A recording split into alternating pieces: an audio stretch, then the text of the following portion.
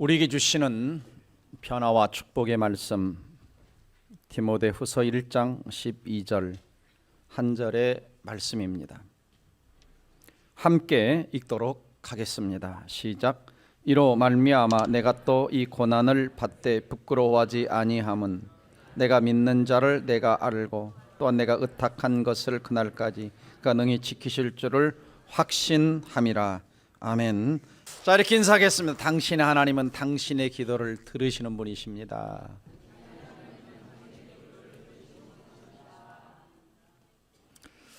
한때 우리나라에서 엔돌핀 열풍을 일으켰던 이상구 박사라는 분을 아마 여러분 들어보셨을 겁니다.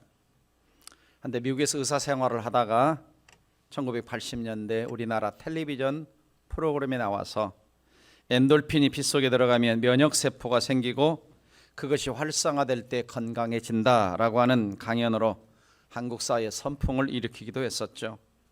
그래서 이상구 박사는 강좌에서 건강에 좋은 음식과 좋지 않은 음식을 이야기하면서 가능한 육식을 피하고 채식을 많이 하라라는 것을 강조했습니다. 그가 이렇게 강조했던 배경은 뭐였냐면 그는 안식교 신자였습니다. 안식교 신자. 그래서 늘 그가 가르침 속에는 채식주의가 들어있고 또 한 가지는 율법적인 구원 교리를 과학적 합리적 근거를 달아 설명을 하곤 했습니다. 그런데 정작 그 자신은 이러한 가르침을 고수하고 가르칠수록 자기 자신이 어떤 배워왔던 그 교리 속에서, 거기에 그 교리는 품성 변화가 있거든요. 자기가 도달해야 되는, 거기에 도달할 수 없고, 또 율법주의지 구원관이 들어있는데 율법의 이런 원하는 수준에 도달할 수 없는 불가능한 이런 것들 속에 늘 갈등했어요. 그래서 장차 내가 하나님 앞에 심판대 앞에 선다면 과연 내가 구원받을 수 있을까? 자신감이 없었던 것입니다. 율법주의 구원관을 가졌던 그는 예수님께서 십자가에 피 흘리신 것은 구원의 시작에 불과하고 자신이 완전하지 못해 짓는 죄는 부활 승천하신 예수님께서 다 일거수일투족 보고 계신다라고 믿었죠. 왜냐하면 그가 다녔던 교파에서 조사심판이라고 하는 하나님이 주님이 다 이렇게 조사심 이런 교리가 들어있기 때문에, 그러다 보니까 늘 구원의 기쁨은커녕 자신 마음 안에는 구원을 잃을까 하는 노심초사, 이런 걱정이 더 컸던 것입니다. 그런 어느 날 자기가 돌보는 이런 환자 가운데 어느 교회 집사님이 찾아온 겁니다.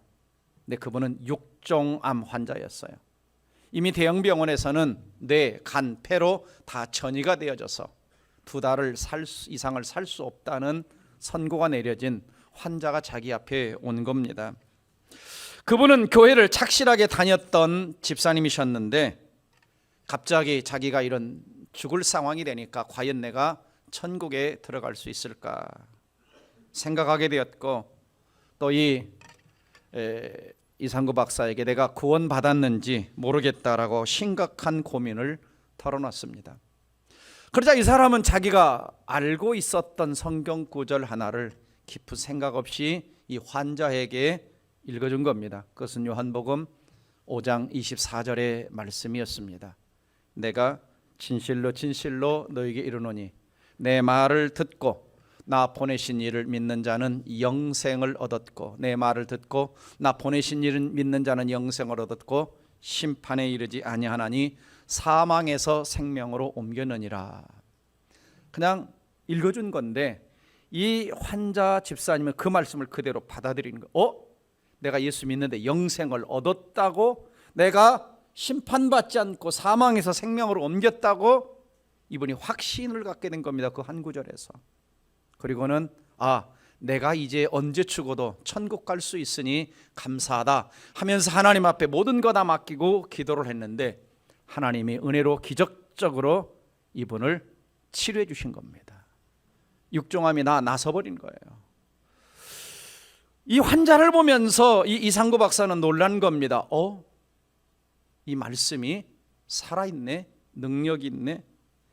이 사건을 계기로 이분은 자기가 반평생을 몸담았던 그 안식교를 떠나 오직 믿음으로 구원받는 이신칭의 진리를 받아들이고 구원의 기쁨을 누리며, 지금은 저 속초에서 뉴스타트 센터라고 하는 어떤 센터를 세워서 환자들을 돕고 거듭난 새 생명을 살아가고 있다는 간증을 한국교회 앞에 내어놓고 있습니다. 자, 여러분, 오늘 우리는 보면은 우리 가운데는 사람들 가운데 이렇게 잘못된 구원의 기초, 잘못된 가르침, 이런 것들 때문에 구원의 확신이 없이 신앙생활하는, 정말 내가 구원을 받았는가 잘 모르고 신앙생활하는 사람들이 의외로 많이 있다라고 하는 것입니다.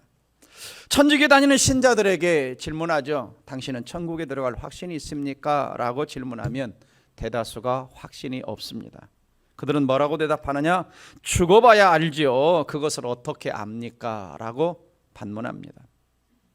그들은 세례를 통해 그리스도의 은혜가 주입된다고 가르침을 받고, 그 이후에 또 신자는 지속적인 회개, 다시 말하면 고해 성사를 통해서 하나님의 은혜를 주입받아야 하며, 또 하나님 받으실 만한 선행을 함으로써 자신의 의의를 입증해야 된다라고 하는 가르침을 받았습니다. 또 자신이 의롭다고 하는 최우선은 어디서 받게 되느냐? 하나님의 심판대 앞에서 결정된다는 것입니다. 그러니까 이분들은 죽고 나서 하나님의 심판대 앞에 서봐야 내가 천국에 갈 수 있는지 없는지 안다는 것이죠. 그러니까 당연히 이 땅을 사는 동안 행위 구원적인 신앙에 매일 수밖에 없고, 천국 갈 확신이 있냐는 질문에 확신이 없을 수밖에 없는, 구원의 감격과 기쁨이 없는 이런 모습들을 많이 발견하게 됩니다. 자, 여러분은 어떤가요? 천국에 들어갈 확신이 있으십니까? 네. 자, 그래서 보면 입이 다 보여요. 옛날에는 마스크 써서 이런 질문할 때 잘 안 보이는데 지금은 잘 보입니다. 그러니까 설교를 이렇게 많이 하니까 앞에서 이렇게 보면 입이 움직이는 게 금방 보여요. 다시 묻습니다. 여러분, 하나님이 나의 아버지요, 나는 하나님의 자녀라는 확신이 있습니까?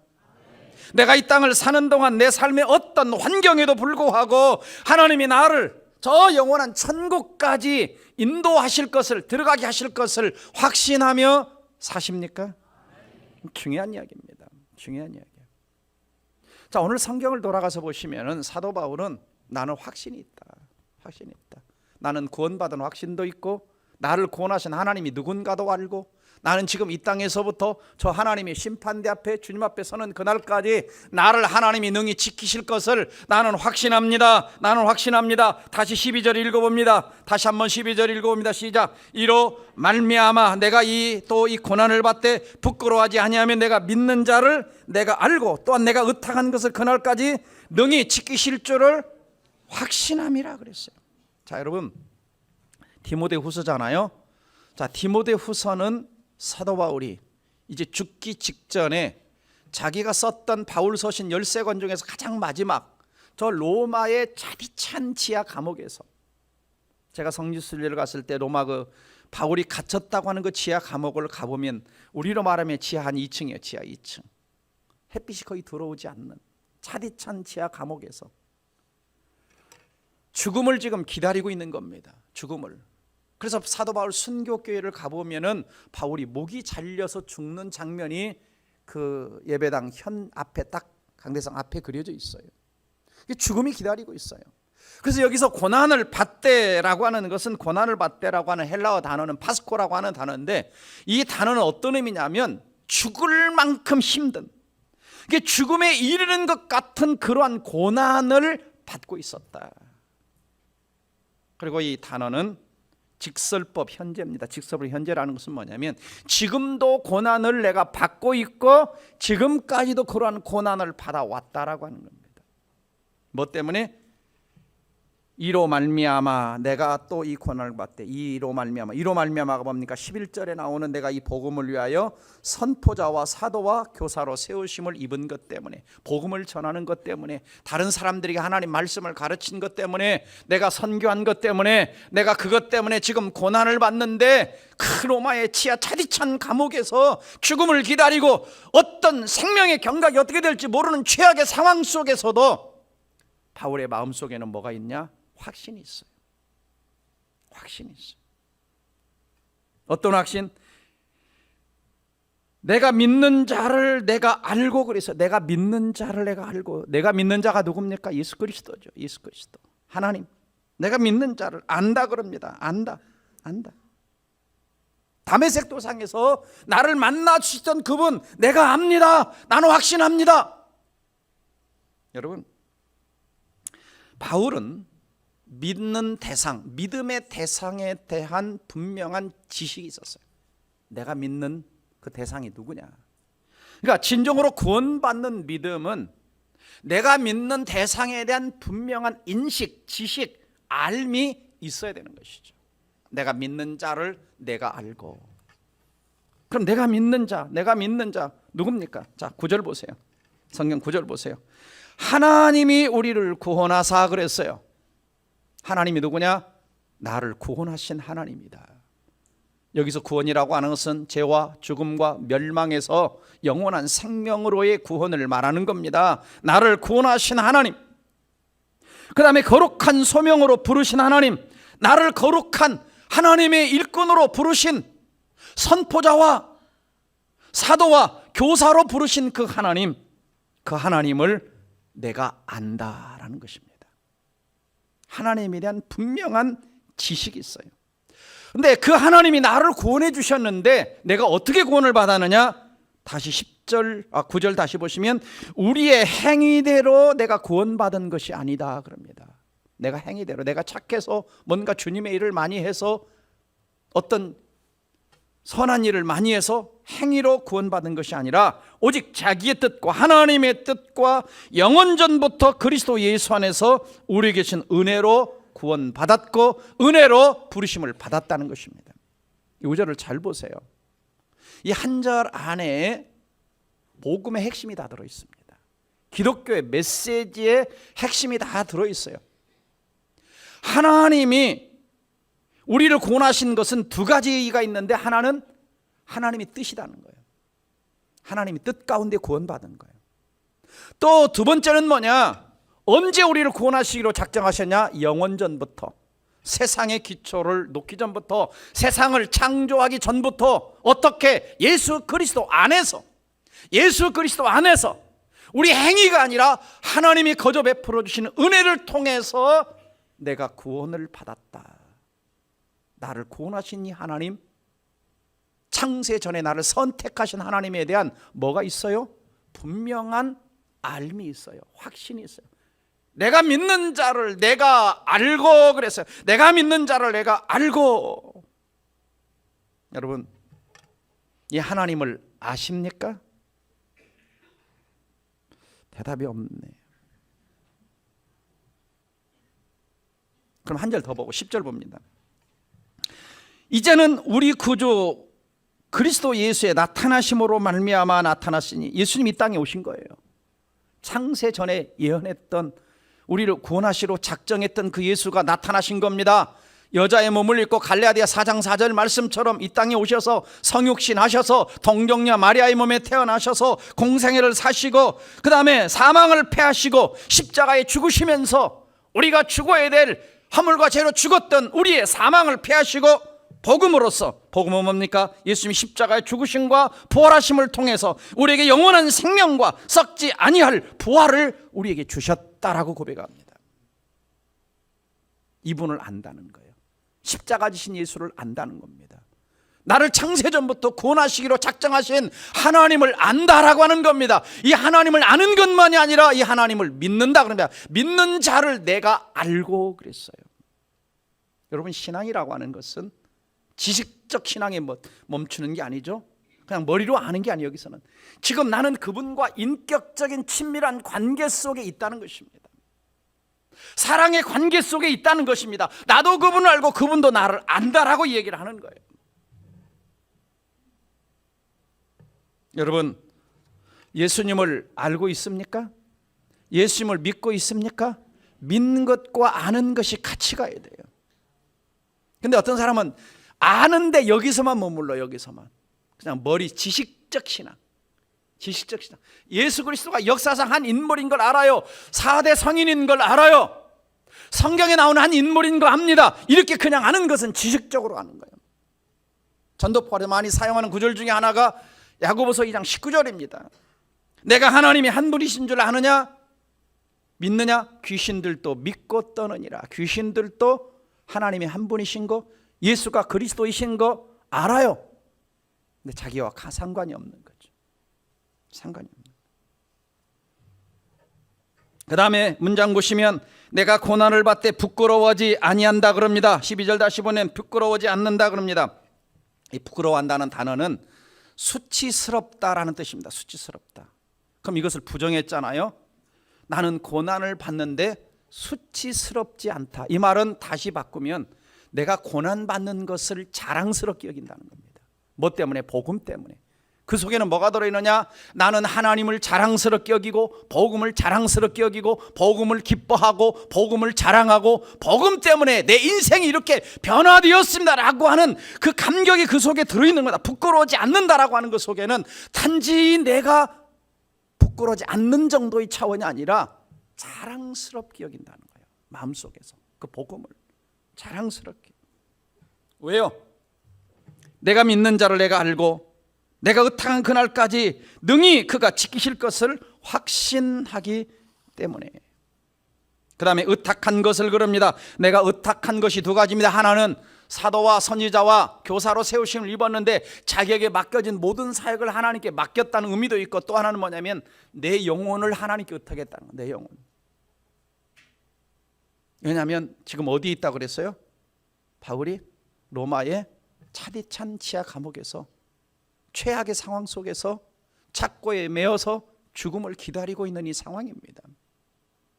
그런데 뭐라고 얘기하느냐? 나는 주님 앞에 서는 그날까지 나는 천국에 데려갈 걸, 그 앞에 설 것을 확신합니다. 이 고백을 하고 있는 거예요. 그래서 우리가 이 구절을 읽어보면 그냥 이렇게 읽는 게 구절이 아니에요. 이로 말미암아 내가 이 고난을 받되 부끄럽지 아니하며 내가 믿는 자를 내가 알고 또 내가 어떤 그날까지 능히 지켜 확신함이라, 이렇게 읽는 게 아니고 이로 말미암아 내가 이 고난을 지금 받고 있지만 나는 부끄럽지 않습니다. 왜? 나는 내가 믿는 자를 나는 압니다. 내가 의탁한 내 영혼을 저 주님 오시는 그날까지 능히 나를 지키실 것을 나는 확신합니다. 그러니까 이 구절을 가만히 바울의 상황을 생각하면서 읽어보면 지금 주변 상황은 너무 힘들어, 너무 어려워, 언제 죽을지 몰라. 그런데 바울의 그 안에 마음속에 들어가 보면 그 세상의 말로 표현할 수 없는 뭔가 그 마음을 붙들고 있는 감격 속에, 감사 속에, 은혜 속에 붙들고 있는 바울의 마음을, 바울의 확신을 읽을 수가 있는. 과연 우리 안에 예수 믿는 자로서 내 주변의 어떤 어려운 환경을 떠나서 내 안에 이러한 구원의 확신과 기쁨과 감사와 감격이 있느냐라고 하는 것입니다. 이런 것들이 있느냐라고. 여러분, 살아계신 하나님을 만난 사람은 그 감정 안에서 뭔가 하나님에 대한 반응이 일어날 수밖에 없습니다. 내가 살아계신 하나님을 만났는데, 십자가 예수님을 만났는데도 내가 아무런 마음에 감동도 없고 감격도 없고 기쁨도 없고 즐거움도 없고 행복감도 없다면 이 사람의 믿음은 머리 믿음이에요. 머리 믿음. 여러분, 내가 하나님의 임재를 경험했는데 마음속에서 요동이 안 일어나겠습니까? 감격이 안 일어나겠습니까? 감격이 안 일어나겠습니까? 여러분, 기독교는요, 우리의 감정을 만지시고 감정을 터치하시고 감정을 움직이시는 종교입니다. 보세요, 여러분, 찬양할 때 예수 예수 믿는 것은 받은 증거만 도다 이렇게 부릅니까? 아니죠. 예수 예수 믿는 것은 받은 증거만 도다 이렇게 부르잖아요. 아닌가? 왜요? 움직이게 돼 있어요. 사랑을 받았기 때문에, 은혜를 받았기 때문에, 임재를 경험했기 때문에, 나와 함께 하시는 걸 알기 때문에 움직이는 겁니다. 바울은 아무리 지금 상황이 어렵고 환경이 어려워도 이 안에는 세상이 알 수 없고 줄 수 없는 확신과 평안과 자유함과 기쁨과 내가 오늘 이 순간 이 세상을 떠나도 저 천국에서 깨어날 확신이 있었단 말이죠. 이게 구원받는 자의 확신입니다. 그게 영적 감정이라는 거예요. 영적 감정. 그래서 때로는 이런 영적 감정에도 이렇게 가짜 감정도 있고, 그 다음에 일시적 감정도 있고, 진짜 구원받은 영적 감정은요 쉽게 식지 않아요. 환경 때문에 쉽게 식지 않아요. 상황 때문에 쉽게 식지 않아요. 바울 보세요. 자, 예를 들면 출애굽기 15장 보면 이스라엘 백성들이 출애굽을 하면서 홍해를 건넙니다. 홍해를 건너요. 건너고 나서 출애굽기 15장 오면 막 그 하나님 막 찬양합니다. 막 모세와 이스라엘 백성들이 막 여호와는 나의 힘이십니다, 영광이십니다, 용사이십니다. 근데 얼마 안 가서 금송아지 만들어 놓고 이게 우리 하나님이야 그럽니다. 막 그 안에 춤추고. 일시적 감동이 있을 수가 있어요. 또 예수님이 이제 십자가 지시려고 예루살렘에 막 입성을 합니다. 그동안 예수님이 막 보리 떠서 물고기 2마리 먹고 하나님이 기적을 저 병자를 고침받은 수많은 무리가 예수님이 입성하는 걸 보면서 막 나뭇가지를 들고 호산나 다윗의 자손이여 찬송하리로다. 막 이 군중들을 보면 막 야 정말 믿음 좋다, 정말 주님을 찬양하고 존경하고 높이고 있구나. 그런데 며칠 후에 그 무리가 저 예수를 십자가에 못 박게 하소서, 십자가에 못 박게 하소서. 그 찬양하는 무리들 가운데, 군중들 가운데 과연 신실한 주님을 만난, 예수가 구원자라는 신앙 고백한 사람들이 과연 몇 명이나 있었을까요? 저는 가끔 생각을 합니다. 정말 우리가 다니엘 기도를 보면서 16,000교회가 참여하고, 또 우리가 영상을 보는 오리온교회 같은 데 예배당이 꽉 차 있죠. 정말 우리 교회보다 막 더 뜨거워. 제가 전에 섬겼던 교회도 그렇습니다. 사랑의 교회도 주일날이면 제가 마지막으로 섬길 때 주일 출석이 2만 명, 주일학교 아이들이 10,000명, 3만 명이 출석했어요. 본당 2,000석입니다. 본당 2,000석인데 20분 전이면 예배당이 꽉 차요. 막 본당에 들어가려고 막 아우성이죠. 근데 제가 가끔 비디오실에서 안내를 해보면 상당수의 사람들이 늦게 와서 일찍 나갑니다.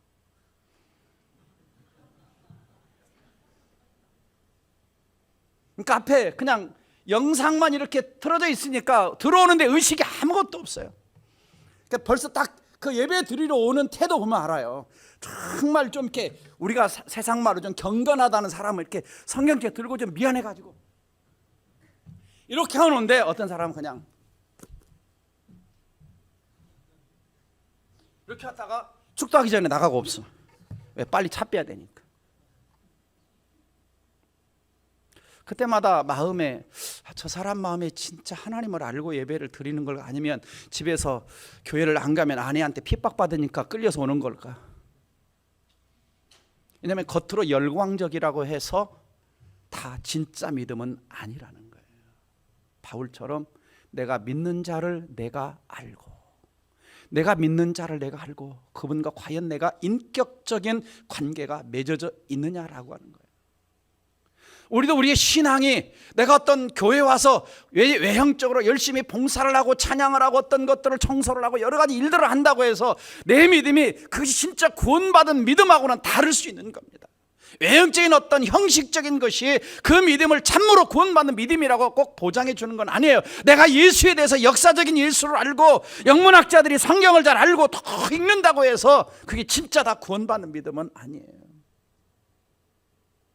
정말 어떤 분도 제가 만나는데 성경을 정말 많이 쓰셨어요. 그래서 저한테 보여주더라고. 성경을 매일 지금도 쓰고 있습니다. 80 중반이 넘으셨는데 정말 훌륭해 보여요. 그래서 제가 물었어요. 천국을 확신이 있습니까? 잘 모르겠는데.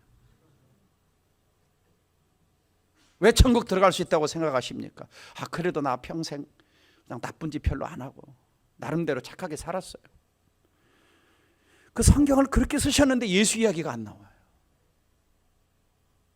안타깝잖아요.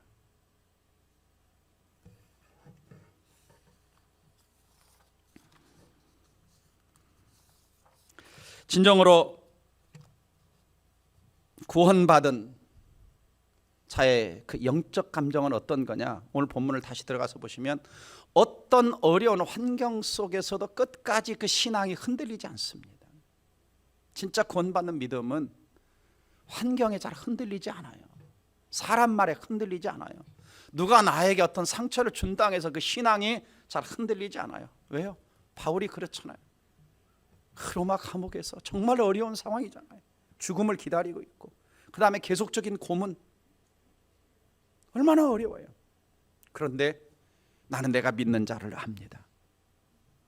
내가 의탁한 것을, 저 그날까지, 예수님 다시 오실 그날까지 나를 끝까지 능히 지켜줄 것을 나는 확신합니다. 아멘. 이런 고백을 하고 있는 거예요. 그래서 이런 모습 속에서 우리가 알 수 있는 진정 거듭난 사람의 영적 감정 중에 하나가 뭐냐면, 이 안에는 그 주님에 대한, 하나님에 대한 사랑의 마음이 있어요.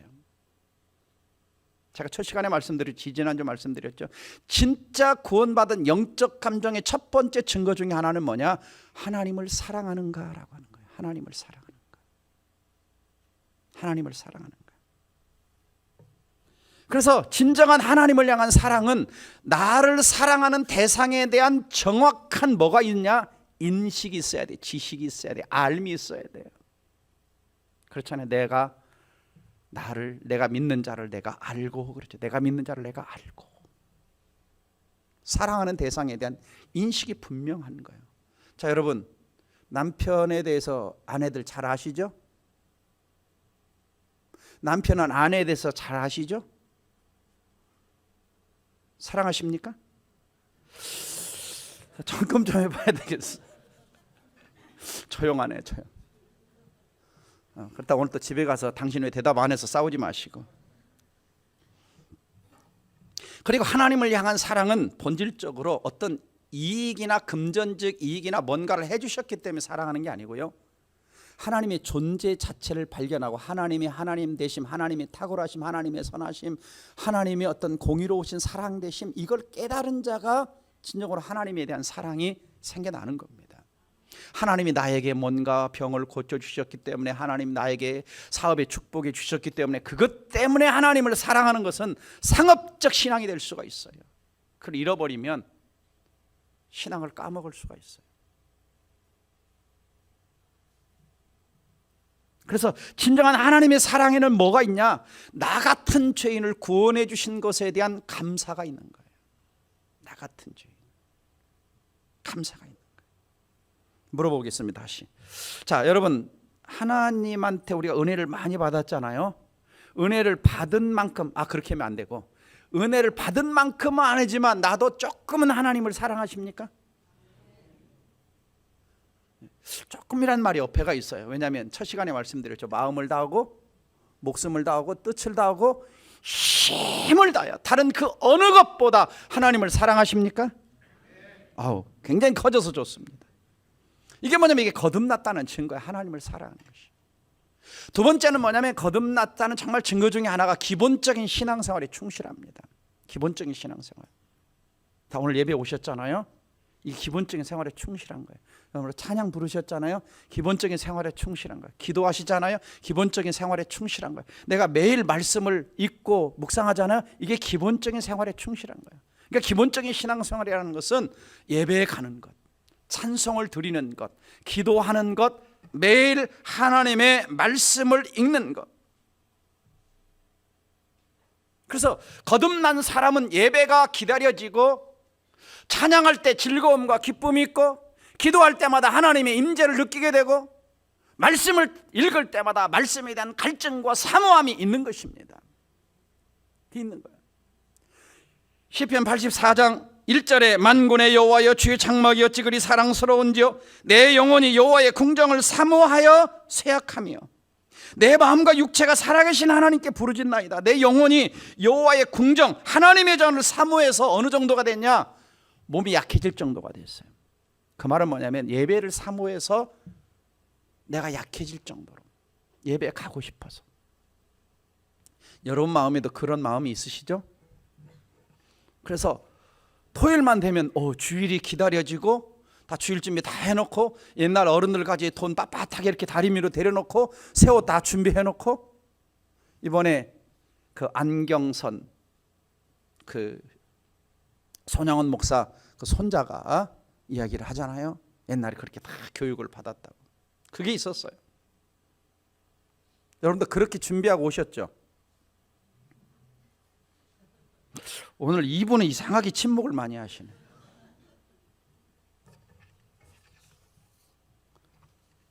그래서 진정으로 구원받은 자는 어떻게 하면 날 구원하신 그 주님을 기쁘시게 할까, 영화롭게 할까? 그래서 예배를 드리고 찬송을 부르고 기도하고 말씀을 사모하는 것입니다. 진정으로 그 가디너 스프링은 나는 진짜 구원받았나라는 책 속에서 이런 얘기를 해요. 다른 책임들을 철저히 지킬지라도 다른 부분에서 회심한 증거들을 가지고 있을지라도 은밀한 기도를 드리고 있지 않다면 다른 것은 의미 없는 것으로 여기다. 은밀한 기도. 무슨 말이냐? 진정 거듭난 신자는 하나님과 나만의 속삭이는 기도 시간, 기도의 자리가 있다는 겁니다. 여러분 기도하십니까? 하루 밥 먹을 때 새끼 말고 정말 하나님과 나만 대화할 수 있는, 나와 만날 수 있는 그 기도의 자리가 있느냐라고 하는 거예요. 기도 없이 사는 것은요, 뭐가 똑같냐? 하나님 없이 사는 것과 같은 겁니다. 그래서 진정으로 거듭난 신자는 하나님께 가까이 가고자 하고 찬양하고자 하고 뭐에 대한 갈망이 있냐? 이 말씀 듣기를 즐겨하는 거예요. 말씀 듣기. 다니엘 기도회 하고 있네. 말씀 듣는데. 어젯밤에 간증 들어보셨죠? 조혜련 개그우먼에 안 들으신 분 한 분도 안 계시네. 와, 이렇게 착할 수가 없어요. 우리 성도들이 안 들으시면 한 분도 안 계시. 어제 같은 간증은 메가톤급 간증입니다. 이번 다니엘 기대 그 간증 하나만 들어도 세상 말로 본전 빠지는 겁니다. 저는 간증 들으면서 이번 다니엘 기도에 요 앞에 주로 와서 앉아 있는데 특별한 일이 없으면 막 제가 너무 부끄러운 거예요. 와, 정말 저분들 막 삶의 현장 속에서 하나님의 살아계심을 경험하고 그 개그우먼은 이제 예수 믿은 지 9년밖에 안 됐다고 하는데 성경 몇 도겠다 그래요. 하여간 어제 간증한 만큼만 해도 몇십 도 한 거예요. 그리고 그 어머니 전도에서 그 어머니는 지금 이제 80세가 넘으셨는데 예수 믿은 지 5년 좀 넘었는데 그 어머니가 성경 몇 도겠다 그래요. 몇 도? 네, 맞아요. 56도겠다. 또 이분은 성경 66권을 가지고 다 몇 절씩 해가지고 그것을 다 동영상으로 찍어서 유튜브에다가 다 올려놨다 그러죠. 성경 전권을 갖다. 왜요? 하나님을 사랑하니까. 구원받은 기쁨이 있으니까. 말씀에 대한 갈증이 있는 거야. 말씀에 대한 갈망이 있는 거야. 그래가지고 몰랐는데 이번에 신학교까지 갔다 그러잖아. 박사과정까지 역사신학까지 공부했다 그러죠. 얼마나 말씀을 배우고 싶었어요. 전 너무 부끄러웠어요. 과연 내가 진정 거듭난 신자라면 아침에 일어나서 정말 말씀을 사모하는 신자인가? 이게 거듭난 증거 중에 하나예요. 그래서 복잡한 것보다 기본적인 신앙생활에 충실해야 돼요. 예배를 사모하고 말씀을 사모하고 찬양하기를 즐거워하고 기도의 자리가 있고 이게 기본이에요. 세 번째, 교회를 사랑하고 교회 중심적인 신앙생활을 합니다. 진정 거듭난 신자는 나 홀로 신앙생활을 하지 않아요. 왜? 성경이 그렇게 교회의 머리 대신 주님이 계시고 다른 지체를 사랑해야 되기 때문에, 하나님을 사랑하는 것처럼 다른 지체를 사랑해야 되기 때문에 교회 중심적 신앙생활을 할 수밖에 없어요. 혹시 영상을 보고 있는 분들 가운데, 예배드리는 분 가운데 부탁합니다. 특별한 상황이나 사정이 없는데도 아직도 영상 예배에 머물러 있다면 현장 예배에 오셔서 다른 성도들과 교제하고 좀 여러분의 신앙을 회복하시기를 주의 이름으로 축원드립니다. 회복해야 돼요. 나홀로 신앙은 성경적 신앙이 아닙니다. 마지막으로 진정으로 거듭난 구원받은 신자는 이 땅보다 천국을 더 사모하는 마음이 있어요. 바울을 보세요. 무슨 이야기를 하고 있음을 본문에서 그날까지라는 얘기입니다. 그날까지. 천국에 들어가서 주님 앞에 서는 그날까지, 내가 죽어서 주님의 심판대 앞에 설 때까지, 그날까지 그 나라에 대한, 하나님 나라에 대한 소망이 있어요. 여러분, 천국 빨리 가고 싶습니까? 천천히 가고 싶습니까? 대답하기 참 어려우시죠? 나한테 목사님이 빨리 죽으라고 하는 건가? 우리 일제시대 어르신들은 세상에 소망이 없었어요. 이 풍진 세상을 만났으니 나의 소망이 무엇이냐. 그래서 그런 찬양이 많았어요. 세상에 대한 소망이 없고 빨리 저 하늘나라 천당 갔으면 좋겠다. 옛날 참 60년대 50년대 고생했던 우리 어머니 세대 믿음의 어머니들은 그런 기도를 참 많이 했죠. 60 너무 힘들고 마음에는 상처와 아픔들이 많으니까 그 얼굴빛을 보면 세상에 대한 소망은 없고 천국 소망이 있었어요. 여러분, 언제 천국이 생각납니까? 언제? 또 옆에 있는 남편이 속색이고 자식이 말 안 듣고 내 몸은 너무 괴롭고 고통스러워. 얼른 천당 갔으면 좋겠다. 그게 내가 가야 될 천당이 아니고 정말 사모하고 그립고 가고 싶은. 왜? 사도 바울은 3층전 갔다 왔잖아요. 그러니까 빌립보서 1장 21절 22절에서 뭐라고 하냐면, 나는 이 땅을 떠나 저 천국 가서 주님과 함께 있는 훨씬 더 좋은데 하나님 나를 살려주신 것은 이 땅에 할 일이 있기 때문에, 이런 고백을 하는 것을 볼 수가 있습니다. 그러므로 여러분 안에 좀 이러한 바울과 같은 영적인 확신과 감동과 감격과 기쁨이 넘치기를 주의 이름으로 축원합니다. 그러기 위해서는 세 가지를 마지막으로 말씀드리면, 첫째는 성령과 친해야 돼요. 성령. 우리 안에 하나님의 사랑을 알고 깨닫고 믿어지게 하는 건 성령의 일입니다. 두 번째는 말씀과 친해야 돼요. 말씀과. 보세요. 다 우리가 다니엘 기도의 간증을 들으면 이분들이 은혜를 어디서 받아요? 말씀을 통해서 받아요. 말씀을 통해 영혼이 살아나요. 말씀을 통해 감격을 얻어요. 말씀을 통해 기쁨을 얻어요. 저는 우리 성도들이 한 번도 빠짐없이 성경을 읽다가 성경에서 하나님을 발견하고 성경에서 마음이 뜨거워지고 성경을 읽다가 눈물 콧물 흘리는 역사가 일어나기를 주의 이름으로 축원합니다.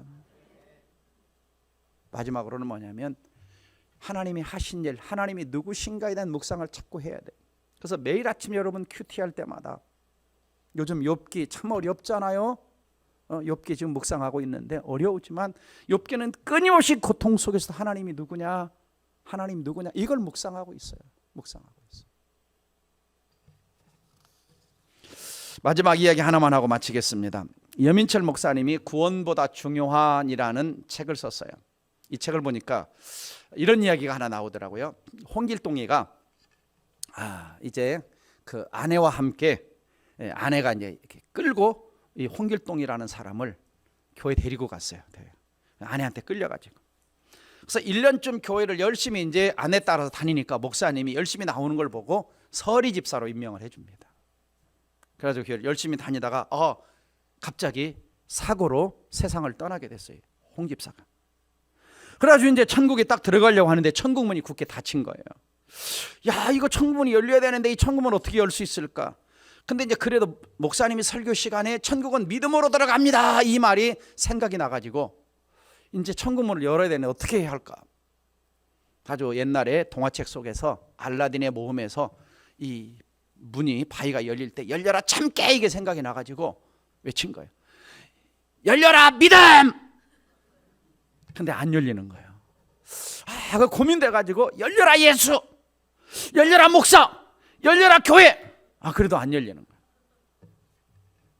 자, 여러분, 만들어낸 이야기인데 이 이야기의 교훈은 뭐냐? 천국은 어떤 내가 뭔가 안다라고 하는 어떤 지식 가지고 가는 것도 아니고, 그 다음에 아내 손잡고 끌려서 가는 것도 아니고, 천국은 또 천국이 너무 아름답기 때문에 가는 것도 아니고, 바로 그곳에 계신 주님과의 관계 때문입니다. 영생은 유일하신 참 하나님과 그의 보내신 자 예수 그리스도를 아는 것이다 그랬어요. 과연 나는 하나님과 예수 그리스도를 바로 아는 신앙을 가지고 있는가? 그렇다면 그 신앙은 구원받은 믿음인 줄 믿습니다. 마지막 주보 한번 보세요. 주보 제가 간단하게 설명만 드립니다. 주보 보시면 일부 때는 시간이 없어 설명을 못 드렸는데요.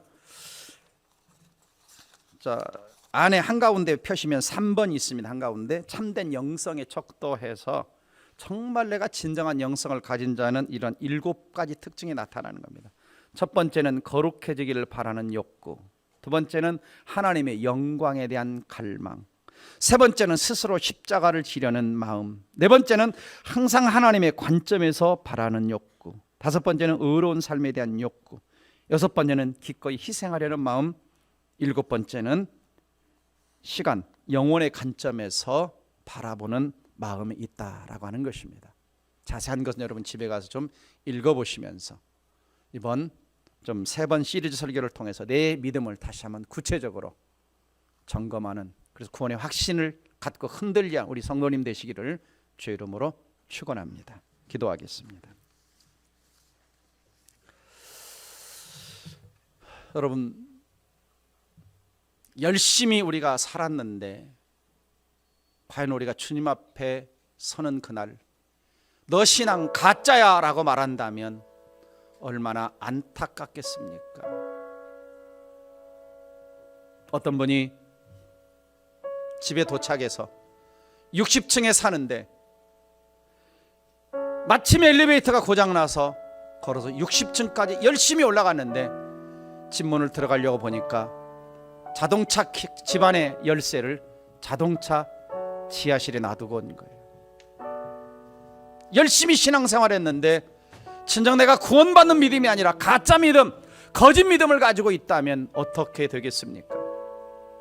이상구 박사가 참된 믿음을 발견한 것처럼 내가 아직도 거짓된 믿음, 잘못된 믿음 가지고 있다면 다 내려놓고 예수 그리스도를 진정으로 만나고 내가 믿는 자를 내가 알고 나를 저 영원한 천국까지 능히 지키실 것을 확신하는 크리스찬의 삶을 살게 해달라고 이 말씀 붙들고 함께 통성으로 기도합니다. 다 같이 기도하겠습니다.